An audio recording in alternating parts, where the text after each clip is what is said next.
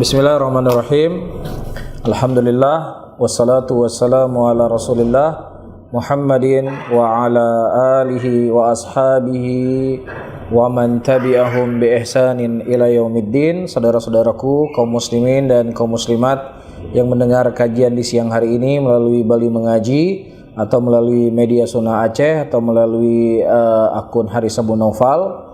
Ya, tentunya tidak ada pertemuan Ahlus Sunnati wal Jamaah kecuali pertemuan untuk menambah dan menggali ilmu agama yang mudah-mudahan itu sebagai bekal kehidupan kita di dunia ini sebelum ya menuju kepada kampung akhirat.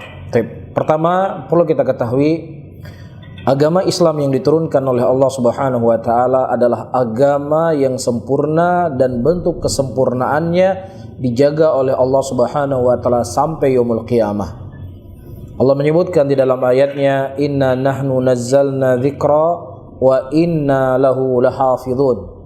Sesungguhnya kami yang menurunkan agama ini dan kami pula yang menjaganya. Agama Islam yang diturunkan oleh Allah tidak hanya dijaga oleh Allah ketika Islam ini diturunkan, ya, tetapi Islam itu akan dijaga oleh Allah sampai yaumul qiyamah. Sebagaimana yang disabdakan oleh Nabi SAW dalam hadisnya, la tazalu ta'ifatun min ummati zahirina 'alal haq la yadhurruhum man khadhalahum hatta yati amrullah. Akan ada terus menerus satu golongan dari umatku yang mereka akan menampakkan kebenaran dan tidak akan ada yang memudaratkan mereka siapa yang ingin ya memadamkan cahaya dari apa yang dibawa oleh kelompok ini. Dan tentunya ya, kelompok ini para hadirin dan hadirat yang dimuliakan oleh Allah, setelah meninggal Nabi Muhammad sallallahu alaihi wasallam, ya, Allah Subhanahu wa taala menjadikan estafet ya perjuangan agama ini oleh para khulafa ar-rasyidin dan seluruh para sahabat Rasulullah sallallahu alaihi wasallam. Ya, ini menunjukkan kepada kita agama yang dibawa oleh Rasulullah bukanlah agama Nabi Muhammad itu sendiri. Kalau seandainya agama itu datang dari manusia, maka tentunya ketika ya manusia tersebut hilang di muka bumi ini, dan terlebih ya begitu banyak orang-orang yang ingin meredupkan cahaya, maka tentunya ya mungkin kita tidak bisa merasakan bagaimana indahnya Islam hari ini. Tetapi subhanallah, karena memang agama ini bukan datang dari Rasulullah, tetapi agama ini datang dari Allahu Rabbul Alamin. Ya, dari zat yang maha agung, dari zat yang maha mulia. Ya, sebesar apapun gangguan orang-orang yang ingin meredupkan cahaya Allah Rabbul Alamin, maka Allah Subhanahu wa taala selalu ya menjaga cahaya Islam tersebut. Yuriduna liyutfi'u nurallahi biafwahihim, dan mereka ingin mematikan cahaya Allah dengan lisan-lisan mereka, tapi Allah lah yang ya menjaga daripada cahaya tersebut. Dan kita lihat sendiri bagaimana perjuangan para sahabat Rasulullah sallallahu alaihi wasallam untuk menjaga agama yang dibawa oleh Nabi sallallahu alaihi wasallam. Dan setelah meninggal para sahabat Rasulullah, ya, meninggal murid-murid Nabi Muhammad sallallahu alaihi wasallam, apakah Islam itu hilang di tanah Arab pada waktu itu? Ataukah Islam itu hilang di muka bumi? Tidak, para hadirin. Ya, Allah Subhanahu wa taala menjaga Islam dari ulama para tabi'in. Ya, mereka menjaga kemurnian Islam dari apa yang mereka dengar dari sahabat Nabi Muhammad sallallahu alaihi wasallam. Begitu juga setelah meninggal para tabi'in. Apakah Islam itu hilang di muka bumi ini? Tidak.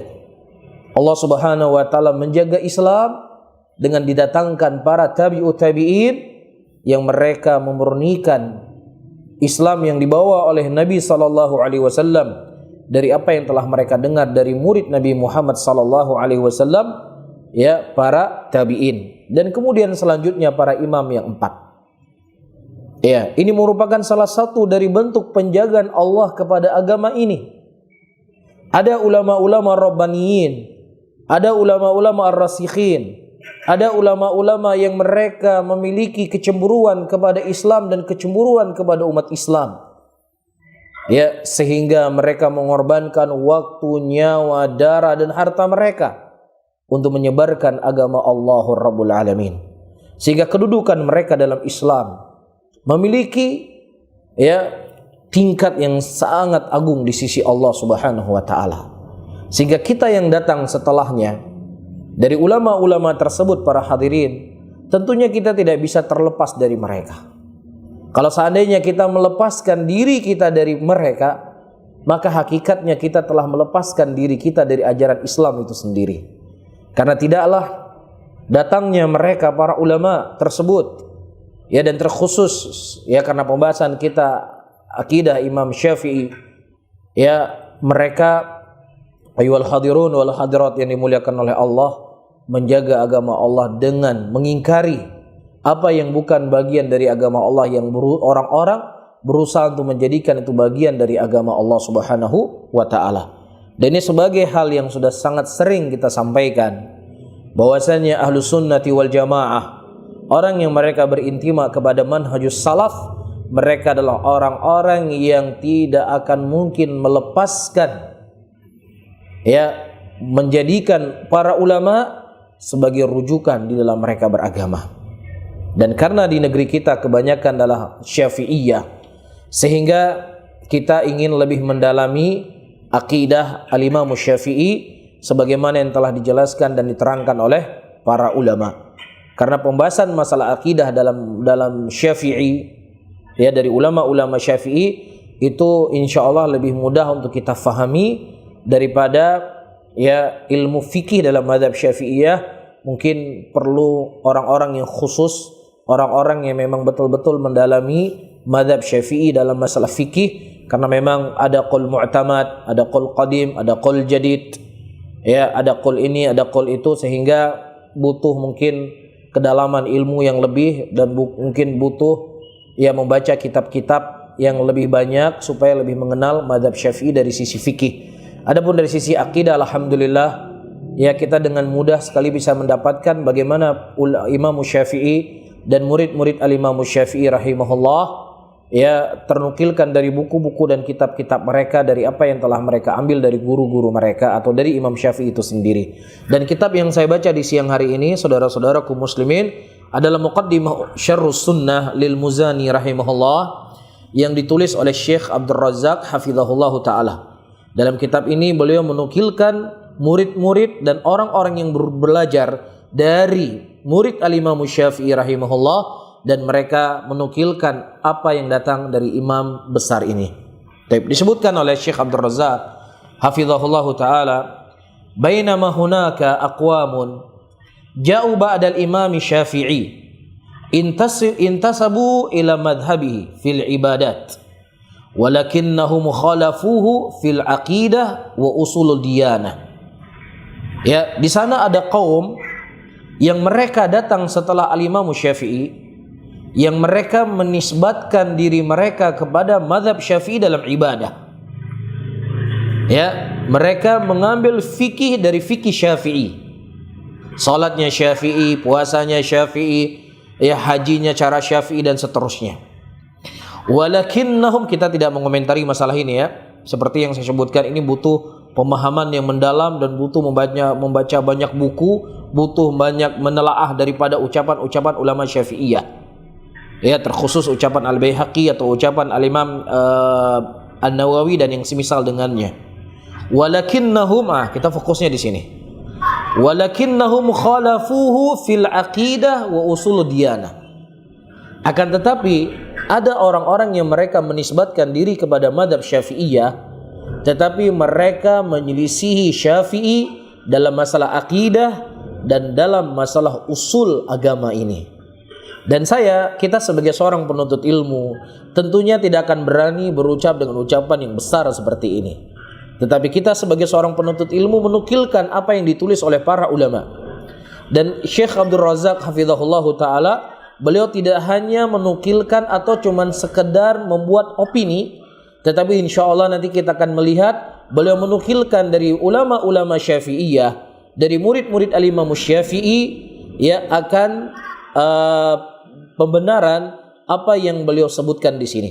Ada di antara orang-orang yang mereka bermadzhab Syafi'iyah, mengambil fikih Syafi'i, tetapi mereka menyelisih Syafi'i dalam masalah akidah. Ya, di antara sebabnya waftutinu bi ilmil kalam.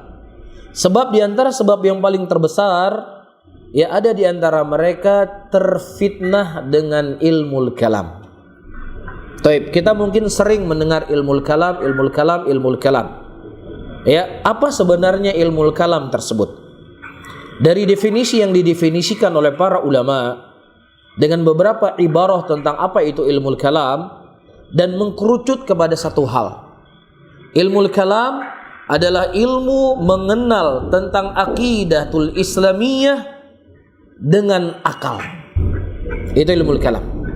Ya, mengenal akidah Islam, mengenal usul di dalam agama Islam ini bil mujaradil aql. Ya, dengan semata-mata akal. Dan ini jelas menyelisih daripada akidah ahli sunnati wal jamaah, menyelisih daripada akidahnya para imam madhab yang 4, menyelisih daripada akidahnya para tabi'in, yang mana mereka menjadikan pokok di dalam memahami akidah, memahami usul agama adalah Al-Quran dan sunnati Rasul sallallahu alaihi salatu wassalam. Wa kana ala ra'sihim Ibnu Kullab, dan di antara ulama-ulama Syafi'iyah yang menisbatkan diri kepada Syafi'i yang kemudian terfitnah dengan ilmu kalam adalah Ibnu Kullab rahimahullahu taala. Fa innahu lam yuwaffiq asy-Syafi'i fi aqidatihi. Ya. Beliau rahimahullah ya tidak berjalan atau tidak menyepakati Syafi'i dalam masalah akidahnya. Taib. Wa ata bi bid'atin khalafa fiha aqidati ahli sunnah. Dan beliau mendatangkan sesuatu perkara-perkara yang baru yang menyelisih akidah ahli sunnah. Wa adkhalaha fi awsatil muntasibina li madhab Imam Syafi'i. Dan kemudian beliau memasukkan akidah beliau tersebut di tengah orang-orang yang menisbatkan dirinya kepada madhab Imam Syafi'i. Fataba'ahu ala dhalika tilmidhuhu Abul Hasan al-Ash'ari rahimahullahu ta'ala. Dan diikuti Ibnu Kullab rahimahullah oleh murid beliau yang sangat masyhur dan sangat terkenal, Imam Abul Hasan al-Ash'ari rahimahullahu ta'ala. Taib, supaya nggak ngantuk, taib, ya, supaya melek Mas Badriminnya. Taib, Al-Imam Abul Hasan al-Ash'ari, oh ini kopi ya. Al-Imam Abul Hasan al-Ash'ari rahimahullah menulis sebuah kitab, ya, yang beliau menerangkan dan menjelaskan tentang akidah beliau. Yang sebelumnya beliau mengambil akidah dari guru beliau Ibnu Kullab, yang sebelumnya beliau juga berakidah dengan akidah Mu'tazilah, dan kemudian beliau melepaskan akidah itu semuanya dan beliau menjadikan akidahnya Al-Imam Ahmad, akidah Al-Imam Syafi'i sebagai akidah beliau. Nah, yang jadi pertanyaan, kitab apa yang ditulis oleh Al-Imam Abul Hasan al-Ash'ari?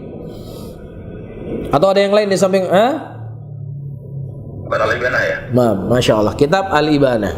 Taib, ahsanta. Taib, ayyuhal ikhwah rahimani wa rahimakumullah wal akhwat. Di sini disebutkan, ya, wa qad abana Allah taala li Abil Hasan al-Ash'ari al-jaddah wa hadahu ila al-haqqi wa taraka fi akhir amrihi ma alaihi ahlul kalam wa intasara li madhhabi ahli sunnati wal jamaah wa saraha bidzalik faqala fi kitabil ibanah. Dan Allah Subhanahu wa taala telah menampakkan kepada Al-Imam Abul Hasan al-Ash'ari rahimahullah dari jalan kebenaran dan menunjuki beliau kepada jalan yang hak, sehingga beliau meninggalkan apa yang dahulunya beliau jadikan pijakan di dalam agama beliau, yaitu al-kalam. Kemudian ya beliau membela akidah ahli sunnati wal jamaah, dan ini bisa dilihat dalam kitab Al-Ibanah di halaman 53. Perhatikan apa yang disebutkan oleh Al-Imam Abul Hasan al-Ash'ari, dan beliau adalah seorang ulama Syafi'iyah dalam masalah fikih. Ya, beliau seorang ulama Syafi'iyah dalam masalah fikih. Perhatikan baik-baik bagaimana akidah beliau dalam kitab tersebut. Dan para hadirin dan hadirat yang dimuliakan oleh Allah Tabaraka wa Ta'ala, kita tidak ada urusan dengan orang-orang yang mereka menganggap kitab Al-Ibanah adalah kitab yang sengaja dibuat oleh kelompok Wahabi yang sebenarnya itu merupakan kitab palsu. Kita nggak ada urusan sama hal yang seperti itu. Kita cuma sekedar menyampaikan. Diterima, alhamdulillah, tidak diterima tidak memudaratkan diri kita. Ya, dan ini bukan sesuatu yang baru.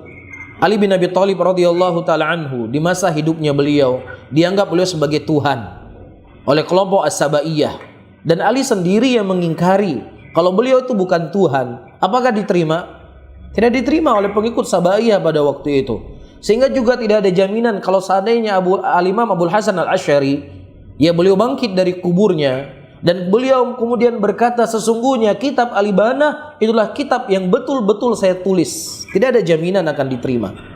Ya, tidak akan ada jaminan, karena ya hidayah itu merupakan sesuatu yang mahal. Allah memberikan hidayah kepada siapa yang Allah kehendaki, dan kita bermohon dan meminta kepada Allah agar Allah menjadikan kita termasuk orang-orang yang mendapatkan petunjuk dan hidayah di sisinya. Fa in qala lana qailun, kalau seandainya ada orang yang berkata kepada kita, kata Imam Abul Hasan Al-Asy'ari, qad ankartum qaul al-Mu'tazilah wal Qadariyah wal Jahmiyah wal Hululiyah wal Rafidah wal Murji'ah, fa'arifuna qaulakumul ladzina bihi taqulun wa diyanatukumul lati biha tadinun. Baik, kalau seandainya ada orang berkata kepada saya, kata beliau rahimahullah, wahai Abul Hasan Al-Asy'ari, kamu telah mengingkari ucapan Mu'tazilah, kamu telah mengingkari ucapan Qadariyah, kamu telah mengingkari ucapan Jahmiyah, kamu telah mengingkari ucapan Hululiyah wal Rafidah wal Murji'ah. Semua sudah kamu salahkan. Semua kamu anggap itu sesat. Sementara ya, kalau semua itu adalah ajaran-ajaran yang sesat dan menyimpang, apa sebenarnya ajaran yang benar yang engkau menjadikan itu sebagai pegangan dalam agamamu? Bisa difahami? Jelas ya? Qila lahu, maka dikatakan kepadanya, qauluna alladzi naqulu bihi wa diyanatuna allati nadinu biha at-tamassuk bi kitabi rabbina azza wa jalla wa sunnati nabiyina Muhammadin sallallahu alaihi wasallam wa ma ruya anis sahabati wa tabi'in wa aimatil hadith wa nahnu bidzalika mu'tasimun wa bima kana yaqulu bihi Abu Abdullah Ahmad ibnu Muhammad ibnu Hanbal nadarallahu wajhahu wa rafa darajatahu wa ajzala mathwabatahu. Perhatikan baik-baik. Maka kita akan menjawab, apa jalannya kita, apa thariqah kita dalam beragama. Kalau seandainya Qadariyah nggak bisa pakai, Jahmiyah nggak bisa dipakai, Hululiyah nggak bisa dipakai, Murji'ah, Rafidah nggak bisa dijadikan pegangan. Kalau begitu apa pegangannya kita? Kata beliau, pegangan kita yang dengannya aku mendekatkan diri kepada Allah dan menjadikan itu sebagai pijakan dalam aku beragama, yaitu berpegang teguh dengan kitabnya Allah Subhanahu wa taala, dengan sunnah Nabi Muhammad sallallahu alaihi wasallam, dan juga mengikuti apa yang diriwayatkan dari sahabat dan juga dari para tabi'in dan juga daripada a'immati ahli hadis, dan kami berpegang teguh di atas jalan tersebut, dan kami berkeyakinan berjalan dalam masalah akidah apa yang telah diucapkan oleh Imam Ahmad rahimahullahu ta'ala, yang semoga Allah memutihkan wajahnya dan mengangkat derajatnya dan memberikan pahala yang sangat banyak kepada Imam Ahmad rahimahullahu ta'ala. Ini diantara dalil ayyuhal hadirun wal hadirat yang dimuliakan oleh Allah, yang mana Al-Imam Abul Hasan Al-Asy'ari rahimahullah, beliau melepaskan akidah beliau sebelumnya dan beliau menjadikan akidah Ahlus Sunnati wal Jamaah sebagai pokok dalam ajaran beliau. Ya, dan akidah Ahlussunnah tidak mengenal sama sekali ilmu kalam dalam menentukan akidah. Ya, alhamdulillah kita sudah mau menyelesaikan kitab I'tiqad A'immatul Arba'ah. Ya, kitab akidah Imam Syafi'i, akidah Imam Ahmad, akidah Imam Malik, akidah Imam Abu Hanifah. Di seluruh para imam tersebut kita telah menukilkan mereka memerangi tentang ilmu kalam. Bisa difahami ya? Taib. Kemudian wa ta'athara bihadhil bid'ah jama'atun minhum Abul Ma'ali Al-Juwaini wa Abu Hamid Al-Ghazali wa akharun. Dan juga terpengaruh beberapa ulama Syafi'iyah dalam masalah ini, di antaranya Abul Ma'ali Al-Juwaini dan juga Abu Hamid Al-Ghazali, Al-Imam Al-Ghazali rahimahullah, dan selain dari beliau. Di sini disebutkan catatan kaki oleh Syekh Abdul Razak. Perhatikan baik-baik ya. Ini pelajaran akidah, pelajarannya serius ya, jadi nggak ada ketawa-ketawa ya. Jadi harus serius ini. Minum kopi lagi. Wa min haula ma tabayyana lahu fima ba'da fasadi ilmi al-kalam wa dhammahu wa bayyana 'azima khatrihi ala aqaidil muslimin wa anna al-wusul ila al-haqqi wal huda min tariqil kalam masdudun kama qala Fakhruddin Ar-Razi rahimahullah laqad ta'ammaltu turuqal kalamiyah ya wal manahij al-falasifah fama ra'aituha tashfi 'alila wa tarwi ghalila wa ra'aitu aqrabut turuq tariqatul Qur'an iqra fil itsbat ar-rahmanu 'alal 'arsy istawa ilayya yas'udu kalimat thayyib waqra fin nafi laisa kamitsli syai'un wa huwas samiul basir. Kemudian beliau berkata wa man jaraba mithla tajarrubati urifa mithla ma'rifati. Subhanallah. Perhatikan baik. Ini faedah yang sangat luar biasa wal ikhwah. Yang dinukilkan oleh Syekh Abdul Razak hafizahullahu taala dari ulama-ulama yang mereka yang tadinya berkutat dengan ilmu kalam, kemudian nampak di pandangan mereka bagaimana rusaknya ilmu kalam ini. Ya, dan kemudian mereka mengingatkan muslimin akan bahayanya ilmu kalam kepada akidah mereka. Ya, dan mereka juga meyakini bahwasanya jalan untuk mencari kebenaran, jalan untuk mendapatkan petunjuk melalui ilmu kalam ini merupakan jalan yang tertutup. Tidak akan mungkin seseorang akan mengetahui kebenaran dengan ilmu kalam tersebut. Tertutup semuanya jalan. Kama qala Fakhruddin Ar-Razi. Sebagaimana disebutkan oleh Fakhruddin Ar-Razi, beliau seorang ulama Syafi'iyah dan orang yang ahli dalam ilmu kalam. Hebat-hebatnya orang dalam ilmu kalam hari ini, ya mereka mengambil konsep-konsep itu dari Ali Fakhruddin Ar-Razi rahimahullah. Ulama Syafi'iyah dan ulama yang sudah berkutat menghabiskan waktunya dengan ilmu kalam. Apa beliau katakan? Ya, laqad ta'ammaltu turuq al-kalamiyah. Aku telah memperhatikan. Ya, beliau masuk ke dalamnya, beliau pelajari, beliau berenang di dalamnya. Ya, aku telah memperhatikan bagaimana tentang ilmu kalam tersebut dan manhajnya orang-orang ahlul filsafat. Maka aku melihat itu tidak akan bisa menghilangkan haus, tidak bisa menghilangkan dahaga. Seseorang semakin mempelajari ilmu kalam, dia semakin akan membingungkan. Ayyuhal hadirun wal hadirat yang dimuliakan oleh Allah. Sedikit cerita, beberapa hari ini, beberapa waktu yang lalu saya ditelepon oleh seseorang. Ya, saya ditelepon oleh seseorang yang orang ini orang yang normal. Ya, kita tahu dia normal, akalnya sehat dan lain sebagainya sebagaimana kehidupan manusia. Akhirnya dia berbicara dengan saya sudah aneh-aneh. Dia mengatakan saya mendapatkan pengalaman spiritual yang aneh dalam kehidupan saya. Ya, ceritanya sudah ngawur ngidul. Ya, akhirnya dia WhatsApp saya adalah Tuhan wahai Haris. Jadikan saya sebagai gurumu. Saya Tuhanmu. Kun fayakun, ucapkan 3 kali. La haula wala quwata illa billah.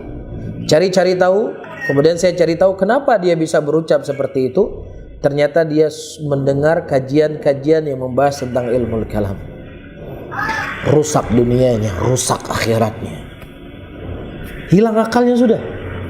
Ya, saya Tuhanmu, kun fayakun, ucapkan 3 kali ya Haris, katanya. Saya gurumu. Ini ayo bukan hal yang main-main. Para ulama kita sudah mengingatkan tentang bahayanya ilmu kalam ini. Jangankan untuk bisa menguatkan akidah kita, menguatkan iman kita, justru terkadang akal yang Allah berikan kepada kita berupa nikmat yang sangat agung ini, ayo rahimani wa rahimakumullah, hilang. Rusak dunia dan akhirat. Ya, dan persis apa yang disebutkan oleh Imam Fakhruddin di sini. Tidak akan menghilangkan haus dengan ilmu kalam yang dipelajari. Wa ra'aitu aqrabut turuq, dan aku mengetahui jalan yang paling dekat ya untuk memahami agama ini adalah tariqatul Quran, adalah tariqahnya Al-Quran. Bagaimana tariqah Al-Quran dalam menetapkan sifat-sifat Allah? Ya, tariqatul Quran nafi wal itsbat. Ini tariqatul Quran. Sebagaimana kata Allah dalam Al-Quran, laisa kamitsli syai'un wa huwas samiul basir. Ya, tidak ada yang sama dan serupa sedikit pun dengan Allah, penafian. Wa huwas samiul basir, dan Allah itu Maha mendengar dan Allah Maha melihat, itu dengan itsbat. Kita menetapkan nama-nama bagi Allah dan sifat-sifat bagi Allah sebagaimana datangnya, namun kita tidak mentashbih, kita tidak menta'til, kita tidak mentakif, tetapi kita mentanzih. Ilmunya Allah beda dengan ilmunya makhluk. Mendengarnya Allah beda dengan mendengarnya makhluk. Istiwanya Allah berbeda dengan istiwanya makhluk. Itu merupakan jalan ahlus sunnah, al-itsbat dari sifat Allah, dan kemudian mentanzih, mensucikan Allah dari sifat-sifat makhluknya. Dan bentuk tanzih, mensucikan sifat Allah, bukan dengan tariqatu ta'til, karena itu bukan tariqati ahlus sunnah. Tapi tariqatul sunnah dalam tanzih adalah mereka mengitsbatkan apa yang Allah khabarkan. Sehingga Al-Imam Fakhruddin Ar-Razi rahimahullah, beliau berkata, iqra fil itsbat, baca dalam firman Allah tentang itsbat. Ar-Rahmanu 'alal 'arsy istawa. Allah beristiwa di atas arasnya. Itsbatkan ini. Iya. Ilaihi yas'udu kalimat thayyib. Dan hanya kepada Allah lah akan naik kalimat-kalimat yang indah, kalimat-kalimat yang baik. Tetapkan ini. Waqra, kemudian kamu baca daripada penafian. Laisa kamitsli syai'un wa huwas samiul basir. Ya, Al-Imam Fakhruddin Ar-Razi ingin menjelaskan kepada kita, ya, ayyuhal ikhwah rahimani wa rahimakumullah, ya, tetapkan nama bagi Allah, tetapkan sifat apa yang Allah sifatkan dalam Al-Quran, ya, dan nafikanlah dari Allah daripada sifat yang menyerupai dengan makhluk. Dengan cara apa? Bukan dengan cara ta'til, tapi dengan cara tathbit, dengan mentanzih dari sifat Allah subhanahu wa ta'ala dari makhluknya. Tapi supaya lebih jelas saya jelaskan kembali. Perbedaan di antara tariqatu ahlus sunnah dengan tariqah yang bukan ahlus sunnah dalam menetapkan sifatnya Allah. Ahlus sunnah mereka ketika datang sifat-sifat Allah, mereka tetapkan. Jelas? Mereka tetapkan. Apa yang dikhabarkan oleh Allah, apa yang dikhabarkan oleh Nabi SAW, mereka tetapkan. Ya. Kemudian setelah mereka tetapkan, mereka tanzih. Mereka sucikan Allah dari makhluknya. Allah beristiwa, betul Allah beristiwa, tapi beristiwanya Allah sesuai dengan keagungan dan kebesarannya yang tidak sama dengan makhluknya. Bisa difahami? Allah berbicara, na'am, Allah berbicara, tetapi berbicaranya Allah sesuai dengan keagungan dan kebesarannya yang tidak sama dengan berbicaranya makhluk. Makhluk ketika berbicara butuh gigi, butuh lidah, butuh mulut dan sebagainya. Adapun Allah disucikan dari sifat-sifat tersebut. Bisa difahami? Ini tariqati ahli sunnah. Adapun tariqah selain ahlus sunnah wal ikhwah rahimani wa rahimakumullah, mereka yang jalan mereka lakukan ketika datang ayat Al-Quran tentang sifat-sifat Allah, maka yang pertama kali mereka lakukan adalah ta'til. Oh, kami tolak sifat istiwa. Sifat istiwa ini nggak mungkin bagi Allah, karena kalau Allah beristiwa di atas arasnya akan sama dengan makhluknya, dita'til, ditolak. Nah, setelah mereka tolak, ya, tidak mungkin mereka menolak ada ayat dalam Al-Quran. Allah mengkhabarkan beristiwa di atas arasnya. Maka setelah mereka ta'til, baru setelahnya mereka apa? Mereka ta'wil. Oh, istiwa itu maksudnya adalah istaula. Kenapa mereka mentakwil menjadi istaula? Untuk mensucikan Allah. Jadi mereka nafikan dulu sifat Allah, setelah mereka nafikan baru mereka sucikan. Ini perbedaannya. Adapun ahlus sunnah menetapkan sifat bagi Allah, kemudian disucikan Allah daripada sifat makhluknya. Bisa difahami? Dan akan terjadi kontradiksi dari sifat mereka, sebagaimana yang sudah sering kita sampaikan. Ketika mereka mentakwil istiwa dengan istaula, artinya menguasai, maka kita katakan, sekarang Mas Badrimin menguasai rumahnya enggak? Menguasai, Ustaz. Nah, kalau seandainya saya masuk ke rumah antum nggak ada izin, boleh enggak? Nggak boleh. Antum menguasai kan? Menguasai kan? Nah, antum bilang tadi katanya nggak boleh menyerupai sifat Allah dengan sifatnya makhluk. Lah, makhluk juga menguasai, Allah juga menguasai. Mereka akan menjawab, menguasainya Allah beda dengan menguasainya makhluk. Menguasainya Allah sesuai dengan kebesarannya, menguasai makhluk ya sesuai dengan kelemahannya makhluk. Ini kan berarti kan sudah, kenapa nggak dari awal saja kamu mengatakan istiwanya Allah beda dengan istiwanya makhluk? Ngapain takwil lu baru setelahnya mentanzih, baru setelahnya mensucikan? Bisa difahami? Jadi ini yang membedakan antara thariqati Ahlussunnah dengan thariqahnya yang bukan Ahlussunnah dalam masalah ini. Bisa difahami? Dan ini sebagaimana disebutkan oleh Al-Imam Fakhruddin Ar-Razi rahimahullah dari zahir ucapan beliau. Kemudian beliau berkata, barang siapa yang seseorang mencoba seperti yang aku pernah mencoba, maka dia akan mendapatkan seperti yang aku dapatkan. Tidak akan pernah seseorang itu kenyang dengan ilmu kalam. Tidak akan pernah seseorang bisa mengerti dan mengetahui agama yang benar ini melalui apa? Ilmu kalam. Karena itu semuanya tertutup. Bisa difahami? Baik, kita baca ulama yang kedua, yaitu Abu Hamid Al-Ghazali, Al-Imam Al-Ghazali, yang memiliki kitab Ihya Ulumuddin. Beliau imam min a'immatil filsafat. Beliau imam min a'immatil ahlil kalam. Ya, seperti yang saya sebutkan tadi, hebat-hebat dan jago-jagonya orang-orang dalam ilmu kalam hari ini tidak ada yang sebanding dengan Al-Imam Al-Ghazali rahimahullahu taala.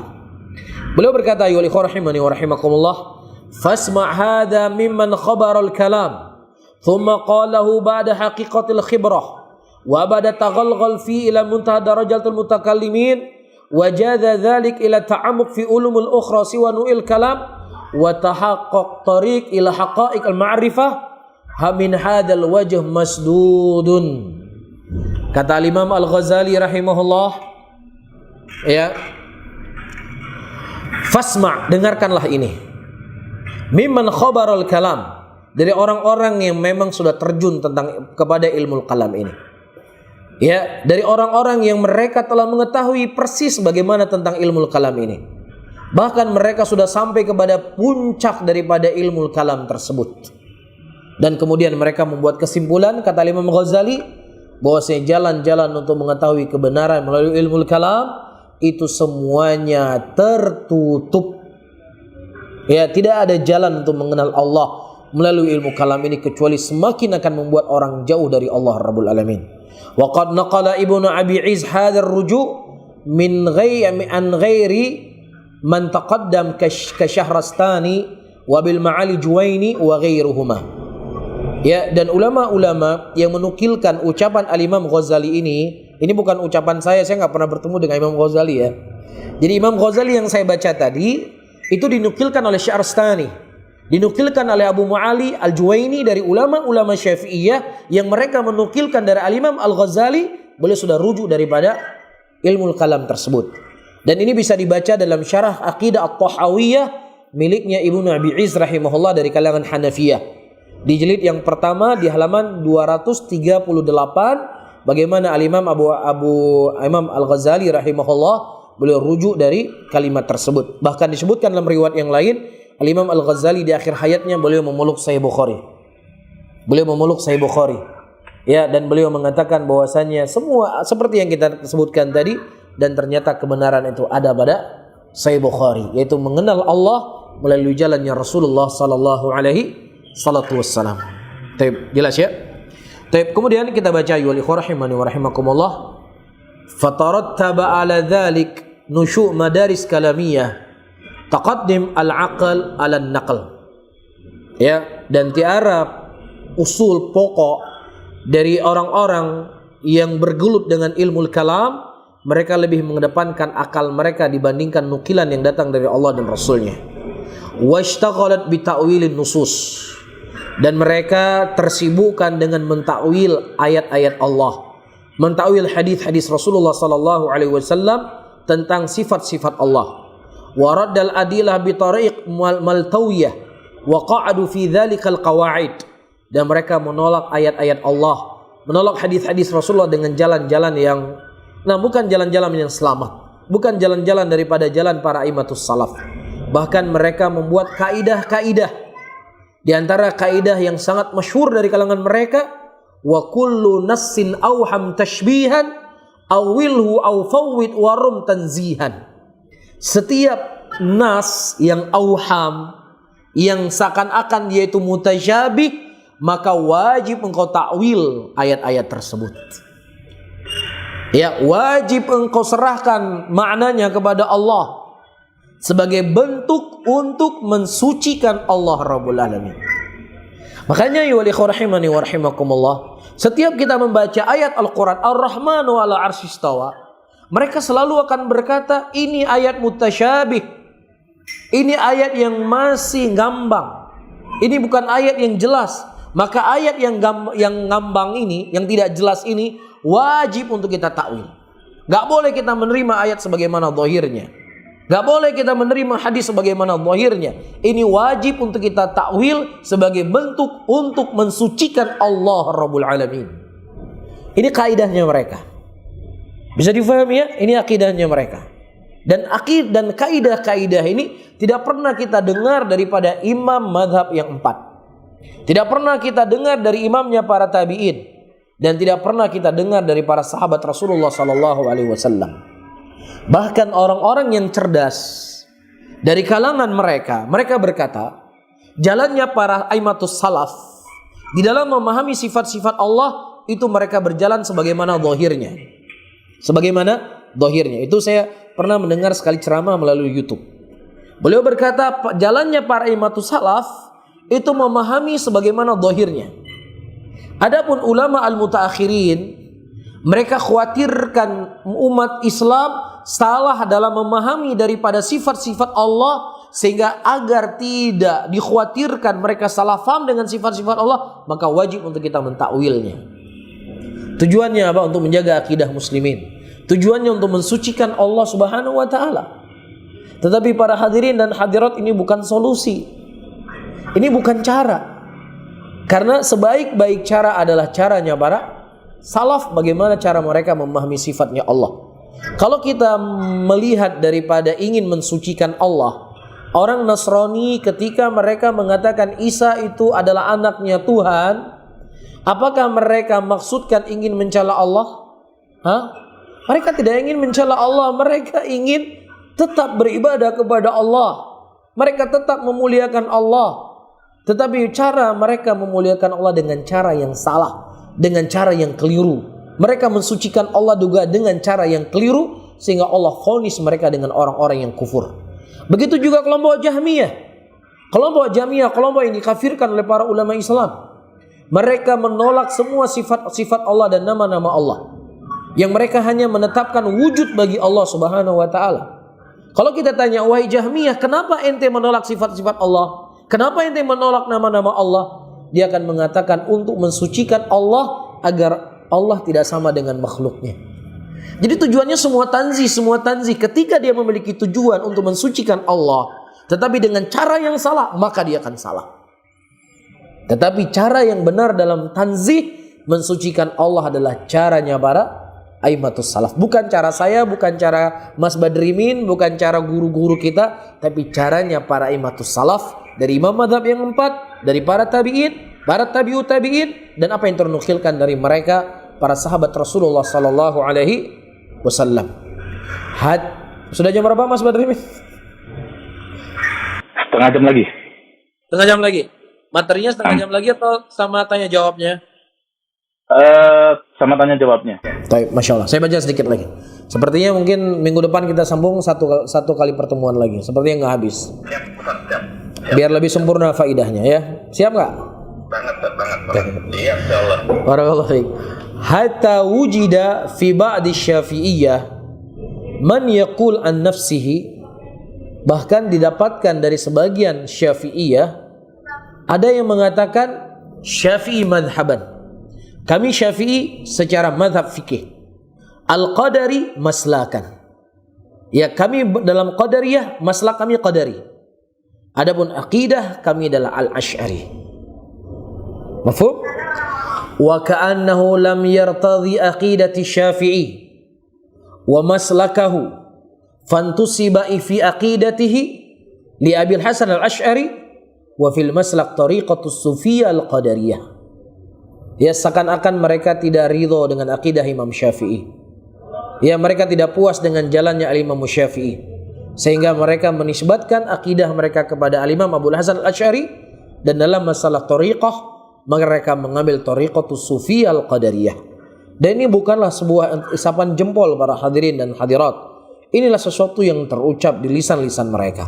Fikihnya kami mengambil fikih Syafi'i, ya, tariqah mengambil tariqah Naqsabandiyah, adapun akidah mengambil akidah Al-Asy'ari.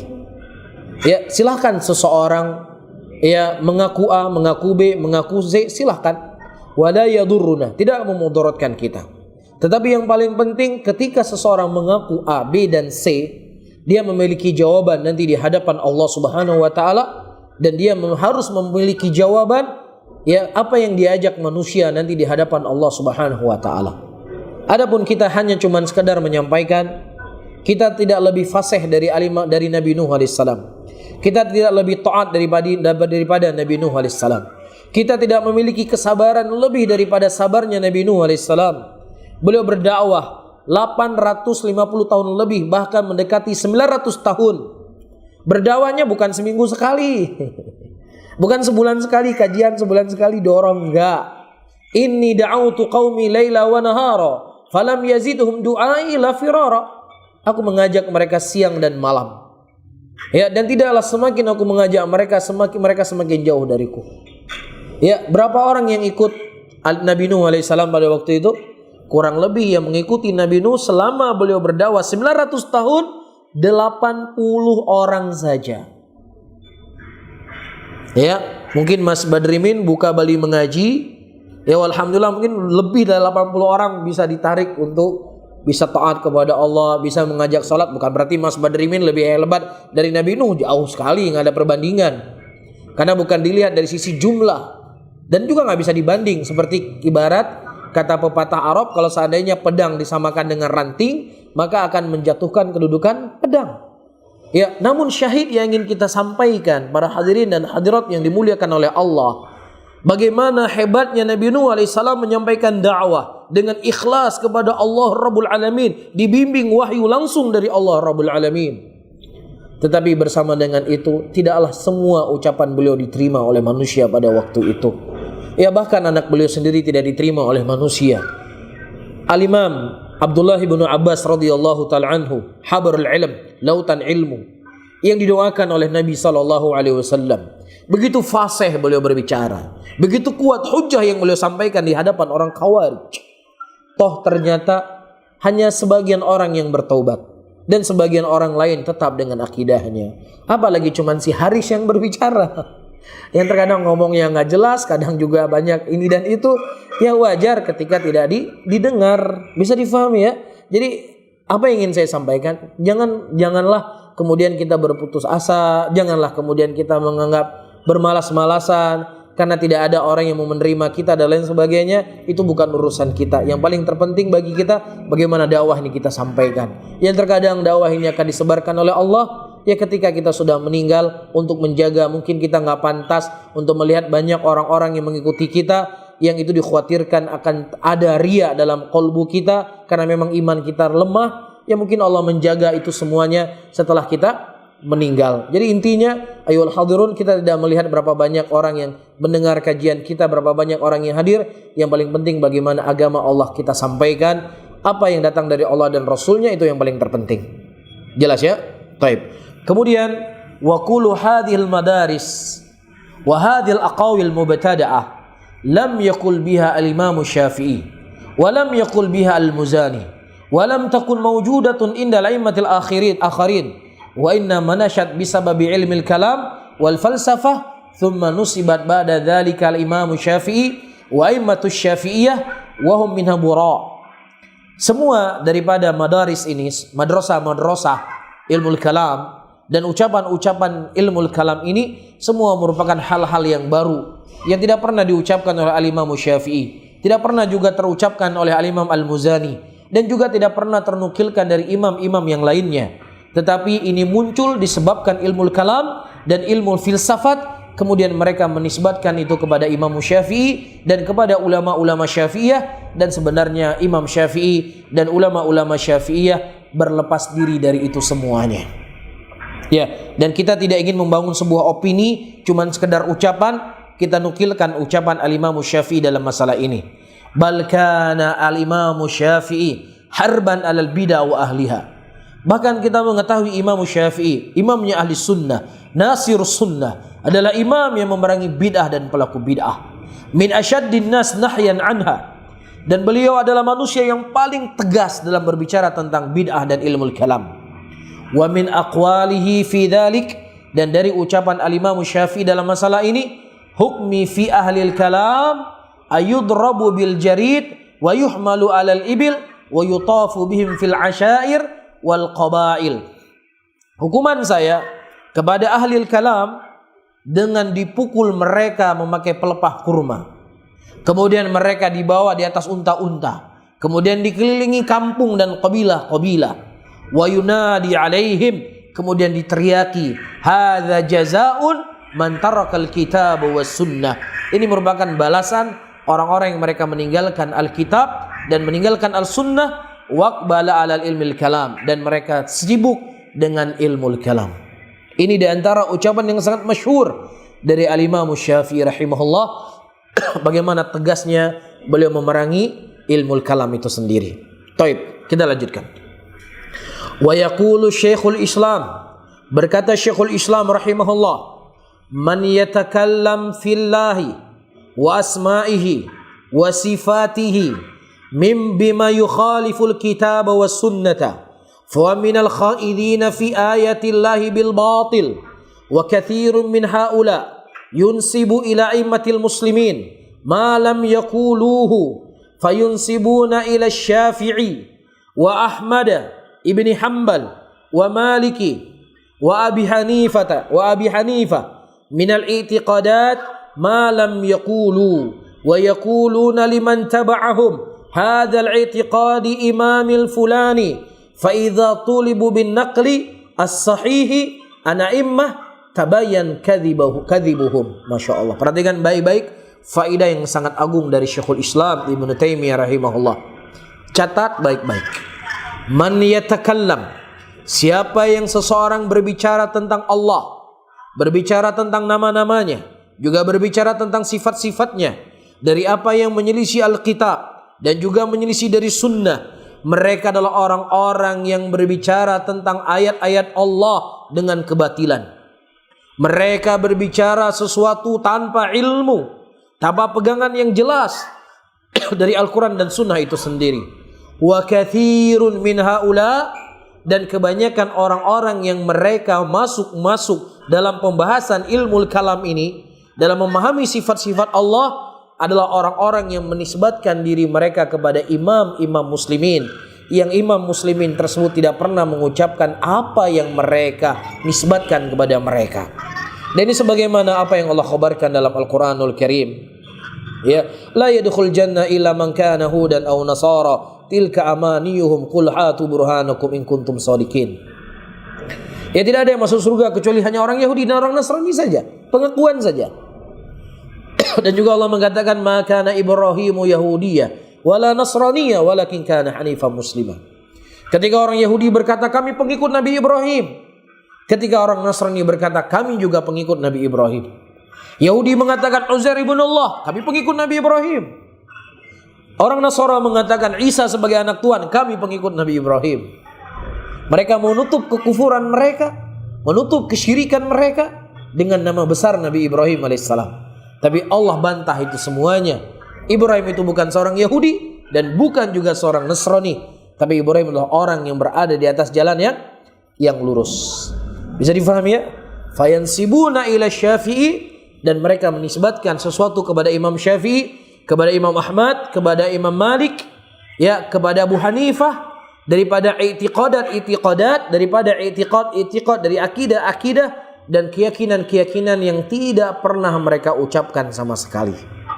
Mereka mengatakan kepada pengikutnya, ini merupakan akidah Imam Fulan, ini merupakan akidah Imam Alan, ini merupakan akidahnya Fulan. Tetapi ketika dimintai mereka penukilan yang sahih dari imam-imam tersebut, maka akan nampak sekali kedustaan mereka tersebut. Dan ini bisa dilihat dalam kitab Majmu'ul Fatawa di jilid yang kelima di halaman 261. Taib. Dan juga Syekhul Islam Ibnu Taimiyah rahimahullah berkata, Asy-Syafi'iyyu min a'dhamin nasi dhamman li ahli al-kalam wa ahli taghbir wa nahyan an dhalik wa ja'lan lahum minal bid'i al-kharijati anis sunnati thumma inna kathiran min ashabihi aqasu al-amr hatta ja'alul kalam alladhi dhammu Syafi'i wa sunnatu wa usul wa usul din alladhi yajibu i'tiqaduhu wa muwalatu ahlihi wa ja'alu maujabatul kitab was sunnah alladhi madahahu asy-Syafi'i huwa bid'atu allati yu'aqibu ahluha. Subhanallah. Luar biasa ucapan Syekhul Islam. Perhatikan, Imam Syafi'i adalah manusia yang paling mulia, yang mencela ahlul kalam, ya, dan juga ahlul filsafat, dan beliau orang yang paling tegas dalam memerangi ilmu kalam ini. Bahkan beliau menjadikan ilmu kalam itu sebagai ilmu yang bid'ah, ilmu yang keluar dari sunnah Rasulullah sallallahu alaihi wasallam. Namun sangat dikasihani, yang sangat disayangkan, kebanyakan daripada pengikut-pengikut orang-orang yang menisbatkan diri kepada imam yang agung ini, mereka membalikkan per fakta. Apa yang dicela oleh Al-Imam Syafi'i dari ilmu kalam dijadikan itu sebagai usul agama. Dan apa yang dijadikan oleh Al-Imam Syafi'i usul agama adalah kembali kepada Al-Quran dan Sunnah, yaitu dijadikan sebagai sesuatu hal yang akan menyimpangkan orang dari jalan kebenaran. Kita tidak mengetahui apa itu akidah. Kita tidak bisa mengenal apa itu akidah kecuali dengan kita melalui ilmu kalam dan lain dan sebagainya. Ar-Rahmanu 'alal 'arsy istawa. Akhi, jangan langsung menerima ayat sebagaimana zahirnya. Ini maksudnya begini, ini maksudnya begini, ini maksudnya begitu. Ya, Allah Rasulullah mengkhabarkan Allah turun ke dunia turun ke langit dunia di sepertiga malam. Oh, bukan begitu maksudnya. Maksudnya begini, begini, begini, begini. Ini begini, ini begitu. Ketika Rasulullah mengkhabarkan innakum satarawna rabbakum yaumal qiyamah, sesungguhnya engkau akan melihat nanti Allah di yaumul qiyamah. Oh, bukan Allah yang dilihat. Nanti kalau Allah yang dilihat, maka Allah akan berada di sisi kiri, sisi kanan, depan, belakang, ada sisi-sisi yang lainnya, maka Allah akan sama dengan makhluk. Maksudnya yang dilihat adalah apa? Rahmannya Allah. Yang dilihat adalah pahalanya Allah. Ya, ini sesuatu yang diperangi oleh Al-Imam Syafi'i, dijadikan oleh orang-orang yang datang setelahnya sebagai usul agama. Bisa difahami? Jadi hati-hati dari orang-orang yang mereka memahami ayat sebagaimana zahirnya, mereka itu mujassimah. Ya, mereka itu adalah musyabbihah dan seterusnya dari laqab-laqab yang mereka nukilkan, padahal kita cuma membawa ayat-ayat Al-Quranul Karim. Terakhir saya baca dan insyaallah sisanya kita lanjutkan pada pertemuan yang akan datang. Wa kadzalika ahlul madzahib al-arba'ah wa ghairuha la siyama wa katsirun minhum qad talabbasa bi ba'dil maqalatil usuliyah wa khalata hadha bi hadha fal Hanbali wasy-Syafi'i wal Maliki yakhlit bi madhhabil Malik wasy-Syafi'i wa Ahmad syai'an min usul al-Asy'ariyah was-Salimiyah wa ghairu dhalik wa yudhifuhu ila madhhab Malik wasy-Syafi'i wa Ahmad. وكذلك الحنفي يخلط بمذهب أبي حنيفة شأن من أصول المعتزلة والقرامية والكلابية يضيفه إلى مذهب أبي حنيفة. ما شاء الله. Demikianlah ahlul madzahib arba'ah, imam mazhab yang 4 dan selain dari mereka, dan terlebih kebanyakan dari mereka talabbasa, mereka itu tersamarkan dengan sebagian maqalat usuliyah, dan tercampur dengan hal-hal yang disebutkan tadi, di mana dalam mazhab Syafi'i, mazhab Maliki tercampur dengan usul-usul Asy'ariyah atau usul-usul Salimiyah atau Hanafiyah, tercampur dengan kelompok Mu'tazilah wal Qaramiyah. Dan ini semuanya ya wal rahimani wa rahimakumullah akan kita buktikan pada pertemuan yang akan datang. Kita tidak ingin membuat sebuah opini tanpa ada hujjah, tanpa ada dalil. Kita akan menukilkan ucapan-ucapan ulama-ulama Syafi'iyah yang mereka mengingkari akidah-akidah tersebut dinisbatkan kepada Imam Asy-Syafi'i rahimahullahu taala. Wallahu taala alam bissawab. Baik. Barakallahu fiik Ustaz, semoga teman-teman sekalian bermanfaat untuk dari penjelasan Ustaz tadi. Dan sebelumnya bagi antum yang belum memfollow akun Instagram Ustaz Haris, silakan follow akun beliau, insyaallah tiap hari ya, insya Allah akan ada faedah-faedah dari kajian-kajian beliau. Bisa di follow di Ustadz Haris ya, bisa bisa di follow di Ustadz Haris, nama akun beliau. Kemudian Ustadz, ini ada pertanyaan dari jamaah Ustadz. Yang pertama adalah bagaimana cara menyikapi keluarga yang bertentangan dengan dakwah sunnah? Baik, pertama saudara-saudaraku muslimin dan muslimat yang dimuliakan oleh Allah, perlu untuk kita ketahui dan hal ini sering kita sampaikan. Ada dua hal yang penting. Yang pertama, kembali kepada dakwah. Yang kedua, kembali kepada orang yang memegang dakwah tersebut. Ketika kita berbicara terhadap manhajus salaf, maka manhajus salaf adalah manhajnya Rasulullah SAW dalam manhajul haq yang tidak ada kesalahan dan kekeliruan sedikit pun di dalamnya. Dan kita berdoa dan memohon kepada Allah agar Allah memberikan petunjuk dan hidayah kepada kita untuk bisa meniti jalannya Rasulullah SAW walaupun dalam keadaan merangkak. Ini satu hal. Hal yang kedua, para hadirin dan hadirat adalah orang yang menisbatkan dirinya kepada manhaj salaf ini. Maka orang yang menisbatkan dirinya, dia bisa salah, dia bisa benar. Dia bisa salah dan dia bisa benar. Dan Nabi SAW berbicara kepada maqam mujtahidin, para mujtahid. Idza ijtahada al-hakim, apabila seorang hakim itu berijtihad, apabila dia benar mendapatkan 2 pahala, apabila dia salah mendapatkan 1 pahala. Perhatikan baik-baik. Ini tingkatnya Rasulullah berbicara bukan tingkat saya, bukan tingkat Mas Badrimin atau yang selevel dengannya, nggak ada. Rasulullah berbicara tingkatnya para mujtahid, para hakim. Tetapi mereka bisa salah. Kalau salah mendapatkan 1 pahala, apabila benar mendapatkan 2 pahala. Apalagi kita. Bisa difahami ya.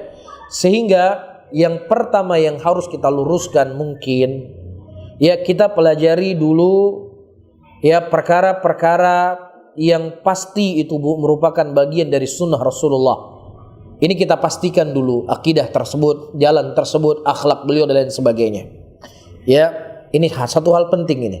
Yang kedua, ya rahimani wa rahimakumullah, terkadang keluarga kita bukan tidak menerima apa yang kita bawa daripada sunnah itu sendiri, tetapi terkadang cara kita yang perlu untuk kita perbaiki.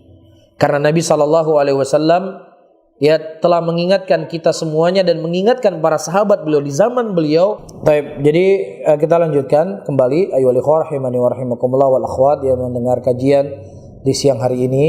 Ya, jadi mungkin ada hal-hal yang perlu untuk kita perbaiki, bagaimana cara kita berdakwah, bagaimana cara kita menyampaikan ilmu ini dengan keluarga kita, dan jadikanlah mereka adalah sesuatu yang paling berharga dalam kehidupan kita. Ketika mereka adalah sesuatu yang berharga dalam kehidupan kita, maka semaksimal mungkin kita akan menjaga perkara tersebut.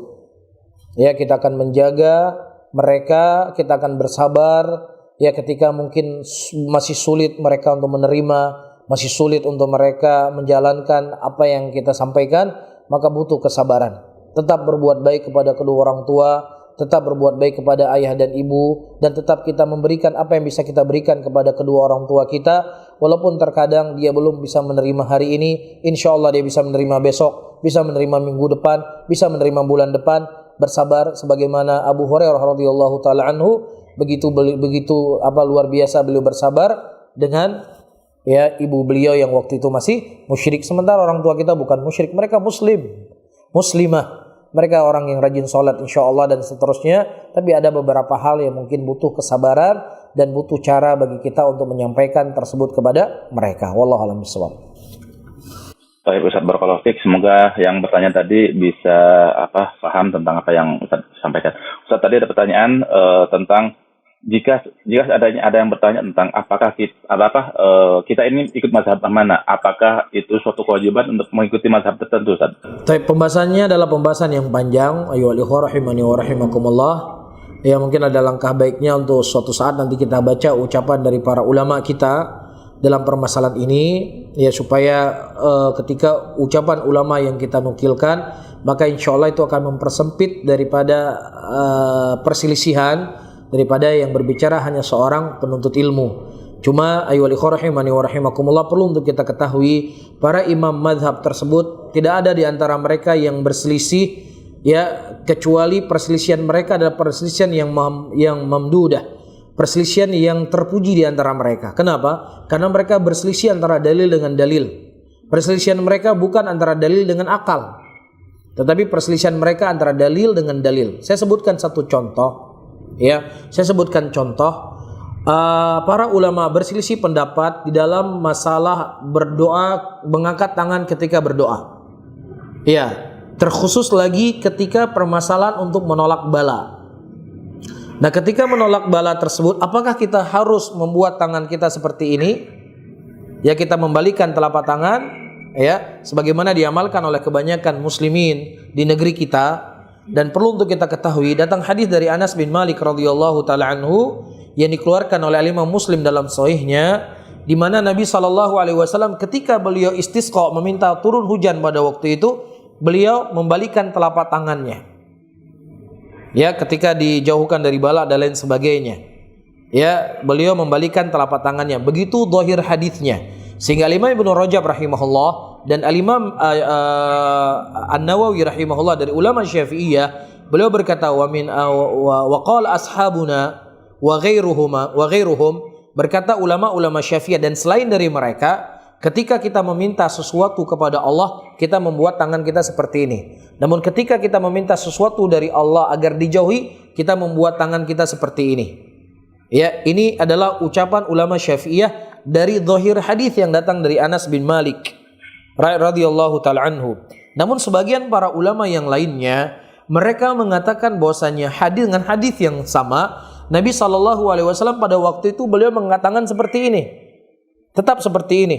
Apakah ketika menolak bala ataukah meminta sesuatu? Tetapi karena saking tingginya beliau mengangkat tangan, seakan-akan tangan beliau dibalik. Ya, jadi perselisihan di antara ulama tersebut antara dalil dengan dalil, bukan dalil dengan akal. Maka kita sebagai seorang penuntut ilmu, kalau ketika perkara itu adalah perkara yang ayyuhal ikhwah rahimani wa rahimakumullah, bukan perkara bid'ah, bukan perkara yang mungkar dan lain sebagainya, supaya untuk bisa seragam dengan muslimin, maka itu lebih baik.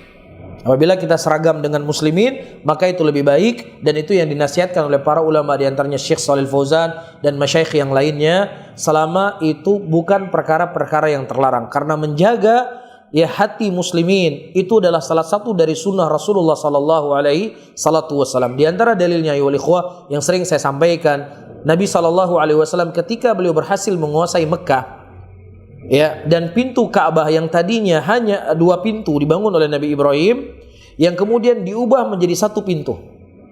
Ya, Nabi sallallahu alaihi wasallam berkata kepada Aisyah, "Wahai Aisyah, kalau seandainya aku tidak khawatirkan orang-orang yang baru masuk Islam fitnah kepada mereka, maka niscaya aku akan menjadikan pintu Ka'bah kembali menjadi 2 pintu.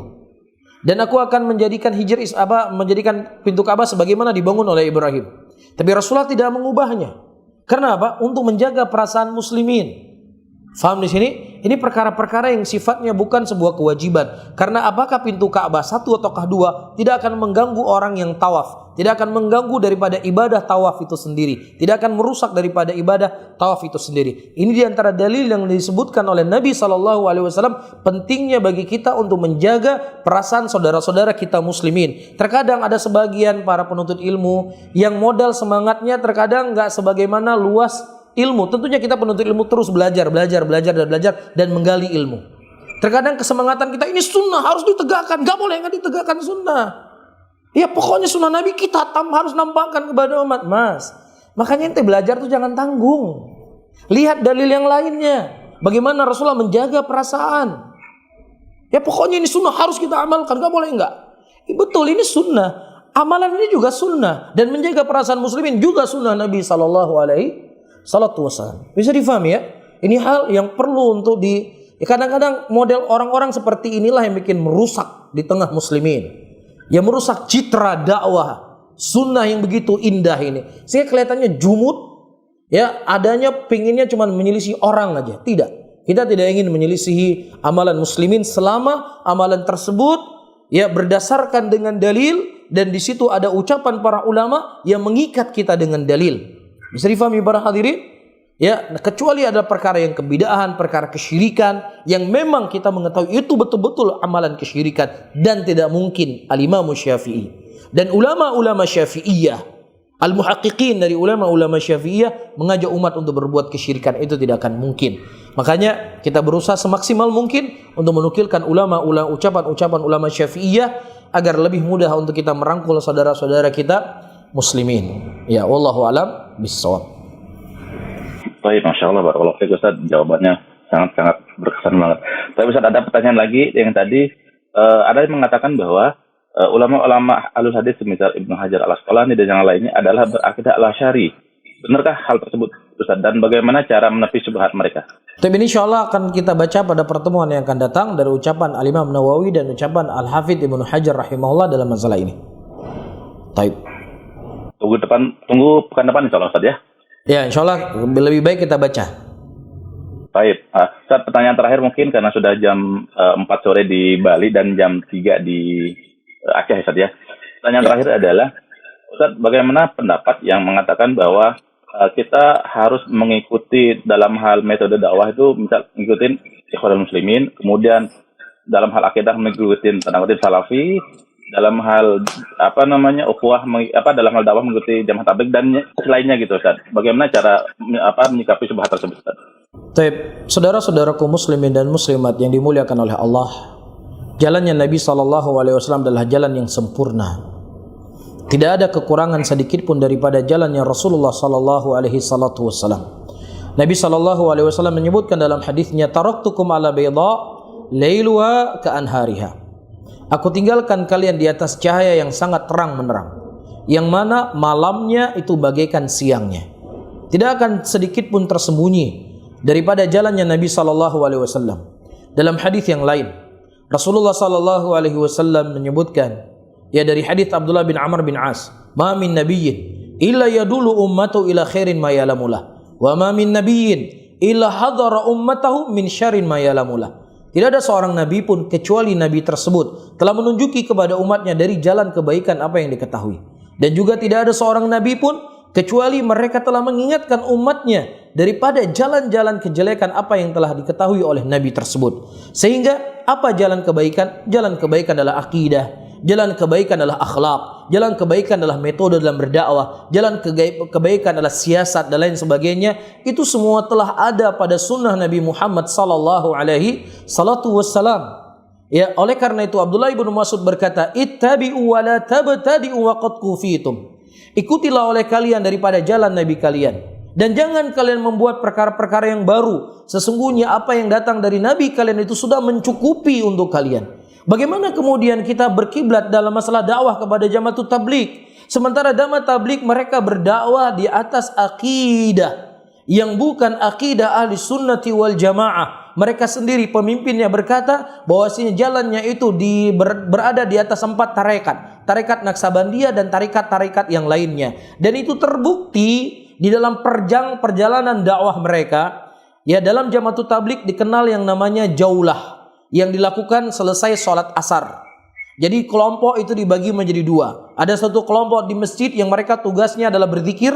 Ada satu kelompok yang tugasnya mendatangi manusia ke rumah-rumah mereka, mengetuk, nanti ada kajian di masjid mengingat tentang iman dan amalan soleh.